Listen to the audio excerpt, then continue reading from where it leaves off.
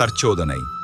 எண்ணம், சொல், செயல் என்ற 3 பிரிவுக்குள் மனிதன் ஆற்றும் செயல்கள் அனைத்தும் அடங்கும். புலன்கவர்ச்சியில் சிக்கி நிற்கும்போது விளைவறியாமல் எண்ணுதலும் பேசுதலும் செயல் புரிதலும் இயல்பு. இவை பழக்கத்தால் திரும்ப திரும்ப எழுச்சி பெற்று இயங்கும். காலத்திற்கும் இடத்திற்கும் ஏற்ப தவறான எண்ணம், பேச்சு, செயல் இவற்றால் பல தீமைகள் எழுகின்றன, துன்பங்கள் விளைகின்றன.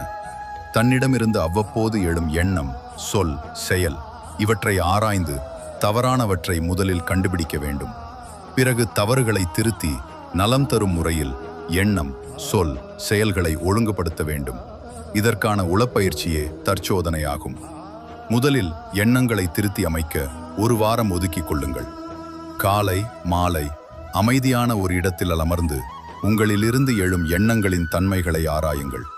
தவறானவற்றை, துன்பம் விளைக்கும் எண்ணங்களை குறிப்பு எடுத்துக் கொள்ளுங்கள்.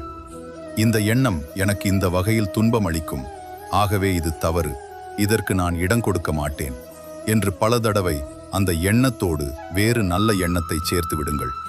இது போன்றே அடுத்த வாரம் சொற்களை பற்றி ஆராயுங்கள்.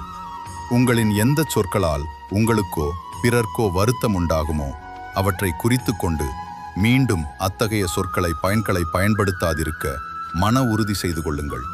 பிறரோடு பேசும்போது அத்தகைய சொற்கள் எழாமல் விழிப்போடு காத்து பழகுங்கள். 3வது வாரம் செயல்களை பற்றி ஆராயுங்கள். தவறான செயல்களை குறித்து கொண்டு அச்செயலை மீண்டும் அந்த முறையில் செய்ய மாட்டேன் என்று உறுதி கொள்ளுங்கள்.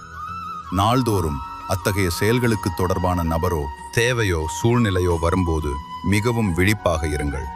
தவறு புரியாதபடி உங்களை காத்து கொள்ளுங்கள். இவ்வாறு உங்களை நீங்களே தற்சோதனை செய்து உங்களுக்கு தெளிவாக தெரியும் அழுக்குகளை நீக்கிக் கொள்ளுங்கள்.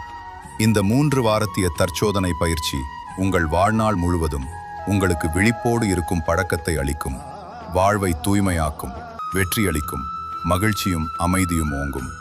அருள் தந்தை